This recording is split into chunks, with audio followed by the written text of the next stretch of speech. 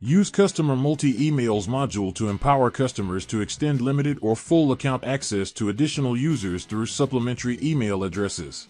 After installing the Customer Multi-Emails module, go to Modules and Extensions in the admin area. Locate Customer Multi-Emails and click Edit to configure. In Settings, activate the module. Click Update to confirm. Now, with the Customer Multi-Emails module activated, let's move on to managing customer accounts. To set multi-emails, go to Orders Customers and Customers tabs. On the Customer Edit page under the Multi-Login Emails section, enter names and emails. Manage access settings for address books, prices, orders, and shopping carts. Add or delete users. Click Confirm to save your changes. Enhance customer account flexibility and management with the Customer Multi-Emails module.